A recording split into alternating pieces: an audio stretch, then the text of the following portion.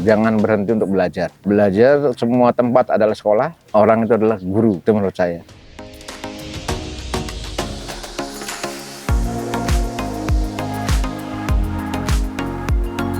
Assalamualaikum warahmatullahi wabarakatuh, sahabat petani semua. Video kali ini kita akan belajar tentang budidaya tanaman padi dengan perawatan yang sangat sederhana, tetapi hasilnya jauh lebih baik daripada musim-musim sebelumnya. Video lengkapnya setelah yang satu.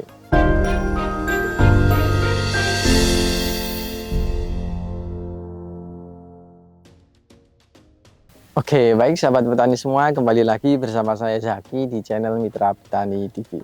Seperti yang telah saya jelaskan di awal tadi, kesempatan kali ini kita akan belajar tentang budidaya tanaman padi, sahabat petani semua. Jadi untuk lahan ini hampir panen, telah memasuki fase generatif, dan bisa teman-teman lihat ini buahnya atau bulir padinya, malainya itu sudah banyak yang merunduk. Ini mengindikasikan bahwa pengisian dari bulir padi ini alhamdulillah berjalan dengan baik, dengan hasil yang cukup maksimal. Kemudian dari tanamannya juga masih terlihat ini masih sangat tegak, padahal untuk saat ini masih sering terjadi angin besar gitu ya, tapi alhamdulillah sampai saat ini masih kokoh. Kemudian yang lebih menarik lagi, sang pemilik lahan ini sebenarnya bukan spesialis dalam budidaya tanaman padi, tetapi untuk musim saat ini beliau bisa menghasilkan tanaman padi yang jauh lebih baik dibanding dengan musim sebelumnya atau lahan di sebelahnya gitu. Jadi ada beberapa hal yang membedakan dari budidaya tanaman padi saat ini dibanding dengan musim-musim sebelumnya. Kira-kira apa yang membedakan dan bagaimana hasilnya? Tanpa lama-lama lagi kita akan masuk pada sesi wawancara. Oke, baik sahabat petani semua, di samping saya sudah ada sang pemilik lahannya langsung. Monggo Pak, mungkin bisa memperkenalkan diri. Nama saya Sani, tinggal di Dusun Banar, di Kecamatan Mertoyudan, Magelang. Pak Sani yang beralamat di Kecamatan Mertoyudan, Kabupaten Magelang. Ini mohon maaf Pak, ini mengganggu waktunya gitu. Yeah. Untuk Pak Sani sendiri memang biasa berbudidaya dalam tanaman padi atau cabai atau gimana Pak? Oh enggak, sebetulnya saya tanam tuh lebih seneng lebih terbiasa dengan cabai. Padi cuma karena buat ngocak tanah sama ya buat tanaman selain cabai, tapi utamanya saya tetap cabai gitu. Jadi memang kalau untuk tanaman padi ini istilahnya hanya untuk menetralisir. Kalau biasanya tanaman cabai kemudian dalam waktu beberapa lama ditanami cabai secara terus-menerus biasanya akan kurang optimal atau kurang baik. Makanya perlu dilakukan sistem pengocaan atau penetralan. Biasanya berapa kali tanaman cabai kemudian ditanami tanaman padi Pak? Biasanya saya tergantung tempat. Kalau tempatnya misalnya kok airnya bisa habis, saya biasanya nggak saya ganti padi. Tapi kalau tempatnya itu kok banyak air, biasanya saya ganti pas tiap musim penghujan pertama saya tanami padi dulu. Setelah itu baru saya tanami cabai lagi. Oke, jadi mungkin sahabat petani semua juga bisa mencoba gitu ya. Kalau yang merasakan untuk budidaya tanaman cabai itu sudah lumayan susah, biasanya di pertumbuhan atau di virusnya sudah terlalu tinggi, atau kalau pertumbuhan sering terhambat atau sering menjumpai kelayuan, ada baiknya coba dinetralisir terlebih dahulu. Karena bisa jadi ada hama atau penyakit atau tanah yang kurang sesuai yang masih mengendap di dalam tanah, dan ditanami tanaman padi itu salah satu cara untuk menetralisirnya. Kemudian saat ini sudah musim kemarau Pak. Untuk lahan milik Pak Sani sendiri ini tanaman padi sudah umur berapa ini Pak? Kalau yang ini sudah umur 70 hari, kalau yang atas itu sekitar 90 hari. 90-an hari. 90 hari. Ya. Kira-kira panen di umur berapa Pak? Kurang lebih 100-110 biasanya mulai panen. Itu varietas apa Pak yang ditanam? Varietas Ciherang. Jadi sudah umur 90, kemudian kemungkinan panen di umur 100 sampai 110 hari. Nanti tinggal melihat kondisinya.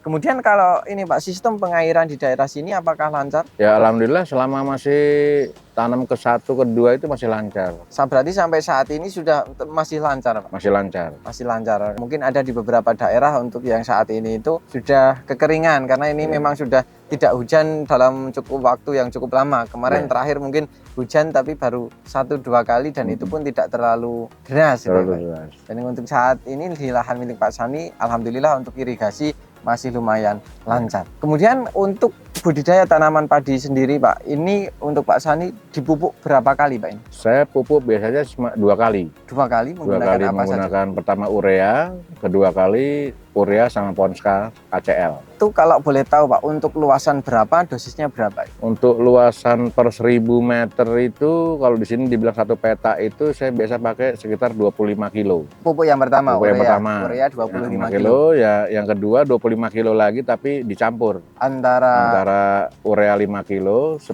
Ponska, 10 KCL. Berarti ada urea, Ponska, KCL. Ya. Dan totalnya tetap 25 kilo. 25 kilo. Hanya yang kalau yang pertama itu urea tunggal, kemudian Ya. yang kedua itu ada urea, Ponska, dan KCL. KCL. Itu aplikasinya di umur sekitar berapa hari Pak? Untuk yang pertama sekitar umur 15 hari, yang kedua sekitar umur 35 atau 40 hari. 30 sampai 40 hari, gitu. ya. Jadi tinggal menyesuaikan. Berarti Iya, cukup 2 kali pemupukan 2 itu. kali pemupukan. Kemudian untuk aplikasi spray Pak, untuk pada bagian atas ini juga dispray atau tidak? Saya spray juga pakai apa itu namanya obat hama sama buat daun untuk awal. Untuk obat daun biasanya menggunakan apa? Saya biasanya kalau untuk pertama itu saya pakai Modern Fall sama Ultradap itu untuk awal. Biasanya saya tambah dengan Bespidor itu imidacloprid. Ya, itu Ya. di awal kira-kira aplikasinya berapa kali dengan interval berapa kali? Untuk awal saya pakai cuma sekali. Cuma sekali. Sekali. Di umur sekitar Di berapa? umur sekitar 20 hari. Sekitar 20 Sekitar 20 hari. hari. Menggunakan Modern Fall, Modern kemudian Fall, ada imidacloprid, Imidacloprid kemudian ada sama Ultradap. Ultradap. Ya. Itu dosisnya berapa Pak? Kalau Ultradap saya biasa pakai 3 sendok. 3 sendok. Kalau imidacloprid 1 sendok. Kalau Modern buat Fall. modal 1 tutup. 1 tutup. Ya. Ini untuk tanaman padi, manfaatnya apa Pak menggunakan Modern Fall dan Ultradap? Lebih Mas ya, lebih pertumbuhan itu lebih cepat sama lebih hijau. Jadi karena Betul. biasanya menggunakan di tanaman cabai, Nah, kemudian di ya, saya padi coba, juga saya coba. dan memang ada pengaruhnya. Ada pengaruhnya, Dengan jauh. zaman. Pengaruhnya sangat-sangat luar biasa, jauh. Berarti kalau untuk spray juga bisa dikategorikan cukup jarang. Cukup jarang. Cukup saya baru jarang. satu kali Satu di kali awal itu. Di awal. Kemudian kalau untuk hama itu juga menyesuaikan kebutuhan. Kebutuhan, gitu. iya. Jadi di awal menggunakan Bespidor atau imidacloprid. Kemudian Iya. nutrisinya menggunakan 2 bahan yaitu Modern Fall Satu 1 tutup, tutup, kemudian Ultradapnya 3 3 sendok sendok. makan. Iya. Itu diaplikasikan ketika umur 20 hari 20 hari sekali. 20, 20 pas hari. umur 20 Umur hari. 20 hari. Daunnya terlihat Lebih hijau. hijau, lebih anak-anak lebih kelihatan banyak Mas ya. Anakan lebih Untuk banyak. anak-anak itu lebih banyak, kelihatan lebih cepat untuk pertumbuhan anak-anaknya itu. Jadi lebih Iya. cepat, lebih banyak, daunnya lebih Iya, hijau. lebih hijau. Itu terkait fase pada vegetatif Pak. Iya. Kemudian pada fase generatif Pak, Nah, disemprot juga atau tidak? semprot, tetap disemprot. Saya kalau udah mulai masuk buahnya itu udah mulai ada kelihatan apa tuh ya namanya gunting apa itu Iya, namanya gunting. istilahnya itu saya semprot itu pakai Orinit itu. Pakai Orinit. Orinit itu di umur sekitar mulai 40 sampai 60 hari itu 2 kali saya semprot. Terus saya pakai lagi skor buat buat jamurnya sama pakai Kalinet sedikit. Saya pakai 2 tutup Kalinetnya. Berarti Orinitnya berapa? Satu tutup besar itu, ya. 1 tutup besar, kemudian Kalinetnya juga 2 2 tutup. tutup, ya. kemudian ditambah dengan skor. Skor. Skornya itu 1 Pakai 1 sendok. tutup. 1 tutup, 1 ya. tutup itu. Tutup. Di hasil padi yang dihasilkan itu gimana Pak? Di daunnya, kemudian di bulir padinya atau di buahnya yang dihasilkan itu seperti apa? Kalau untuk hasilnya saya ngelihatnya gini Mas, dari bentuk bulirnya itu kelihatan lebih isi, terus malainya itu kelihatan lebih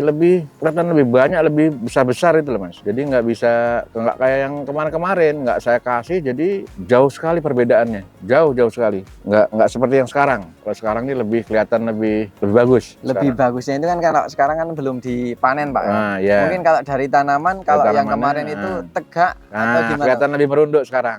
Jadi katanya ya. filosofinya padi itu semakin tua isi, semakin merunduk. merunduk. Ya, Dan ya. ini mungkin lahan milik Pak Sani itu karena juga belum dipanen, jadi kita belum tahu hasilnya. Hasilnya. Tapi kalau dilihat secara Nah. kasat mata sudah banyak yang merunduk. Merunduk. Kalau di musim Kemarin sebelumnya banyak yang tegak.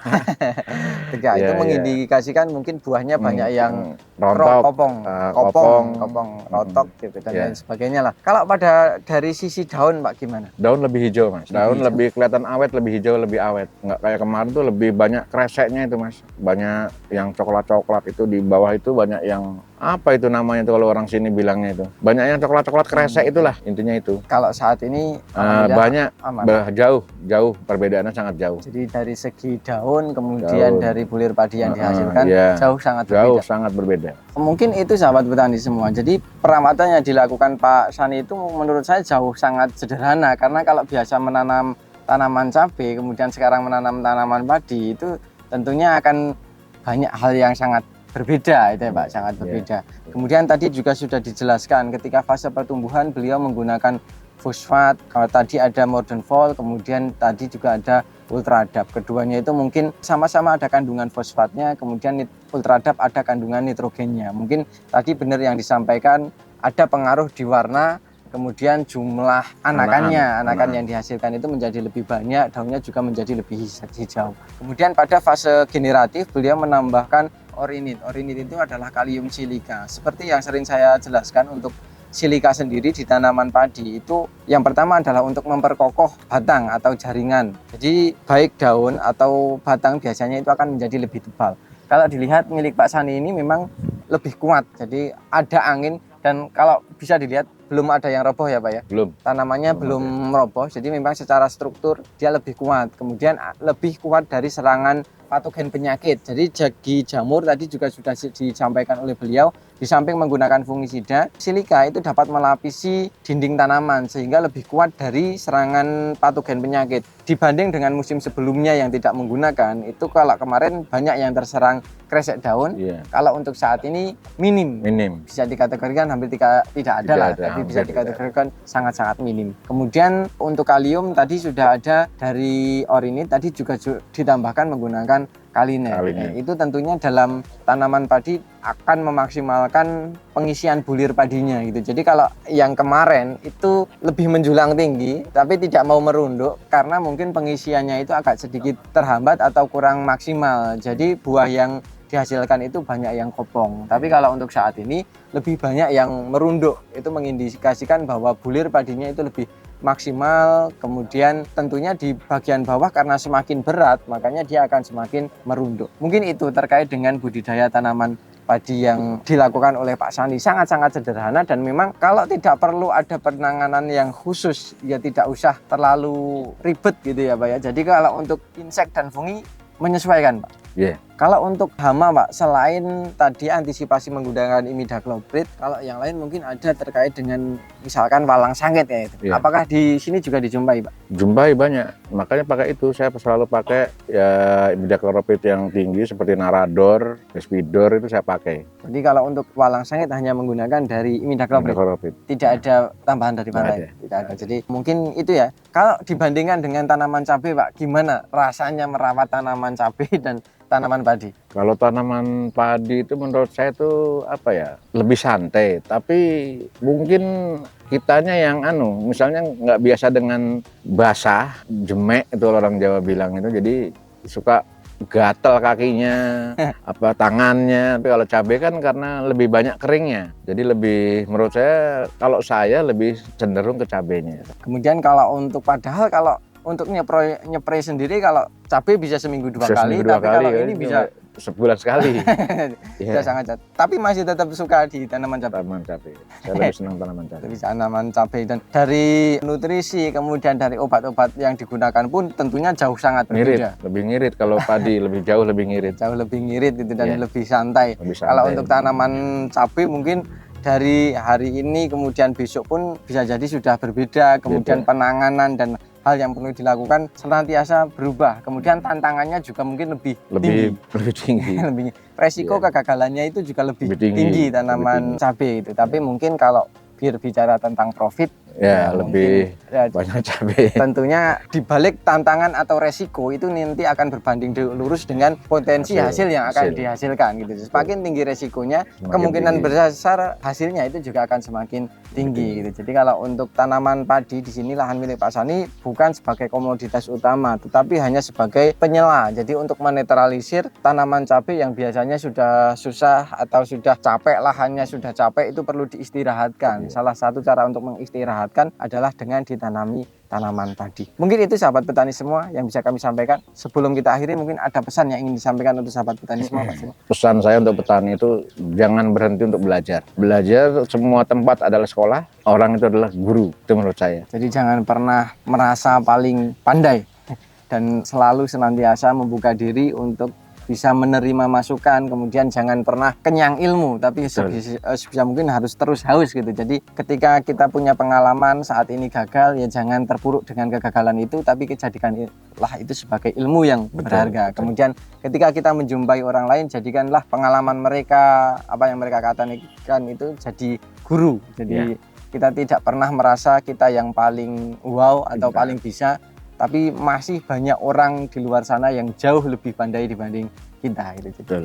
Meskipun usia mungkin tidak lagi muda, tapi tetap kita harus terus belajar karena mungkin itu tidak mengenal usia ya. Jadi mungkin Pak Sani mungkin akan belajar ke jauh yang lebih muda gitu. Jadi tetap iya kan Pak? Betul. Jadi tidak melulu kita harus belajar kepada yang lebih senior, tapi juga kita perlu melihat atau menyesuaikan dengan kalau muda tapi dia punya pengalaman atau tingkat keberhasilan potensi yang tinggi, kenapa tidak? Kadang mungkin kegagalan juga bisa diakibatkan karena kepedean kita terlalu menutup diri, kemudian merasa kita sudah paling wow, sehingga kita tidak mau untuk membuka diri. Kadang bisa jadi kegagalan dimulai dari situ. Mungkin itu sahabat petani semua yang bisa kami sampaikan pada kesempatan kali ini. Belum saya akhiri video ini, saya akan mencoba menyimpulkan apa yang telah kita bahas pada kesempatan kali ini. Yang pertama, lahan milik Pak Sani ini untuk budidaya tanaman padi itu sifatnya hanya adalah sebagai penyela atau mencoba menetralisir tanahnya yang sudah jenuh ditanami untuk tanaman sayuran, khususnya tanaman cabai. Kemudian untuk budidaya lahan milik Pak Sani ini juga bisa dikategorikan cukup sederhana. Hal-hal yang beliau lakukan untuk pemupukan hanya dilakukan 2 kali di umur 20 dan umur 45 hari setelah tanam. Dengan menggunakan pupuk yang pertama itu adalah urea sebanyak 25 kilo per 1000 meter persegi. Kemudian untuk di umur 40 atau 45 itu menggunakan urea, Ponska, kemudian KCL dengan perbandingan urea 5 kilo, Ponska 10 kilo dan KCL 10 kilo. Kemudian untuk mensiasati kebutuhan nutrisi pada bagian atas, beliau melakukan spray. Di umur fase vegetatif beliau menggunakan Modern Vol ditambah dengan Ultradap. Modern Vol-nya 1 tutup, kemudian Ultradap-nya 3 sendok, kemudian ditambah dengan imidacloprid. Kemudian pada fase generatif untuk memaksimalkan pengisian bulir padi, beliau menggunakan Orinit atau kalium silika, kemudian ditambah dengan Kalinet, kemudian ditambah dengan fungisida Skor. Hasil yang didapat dari budidaya tanaman padi milik Pak Sani dibanding dengan lahan sebelahnya atau di musim sebelumnya, daunnya lebih hijau, jumlah anakannya lebih banyak, kemudian lebih kuat, lebih tahan terhadap serangan penyakit. Jumlah penyakit kresek yang biasa beliau jumpai itu sekarang jauh lebih menurun. Hasil produktivitas padi yang dihasilkan itu lebih tinggi. Kalau yang kemarin biasanya itu banyak yang tegak atau banyak buah yang kosong, tapi untuk saat ini banyak yang merunduk. Itu mengindikasikan bahwa bulir padi yang dihasilkan itu jauh lebih baik dibanding dengan budidaya sebelumnya. Mungkin itu yang bisa kami sampaikan pada kesempatan kali ini. Semoga video ini bermanfaat, dan apabila video ini bermanfaat, jangan lupa klik like, comment, share, dan jangan lupa subscribe untuk tidak ketinggalan info terbaru dari kami. Terima kasih dari saya Zaki, salam mitra petani Indonesia. Assalamualaikum warahmatullahi wabarakatuh. Waalaikumsalam. Dan sampai jumpa di video kami selanjutnya.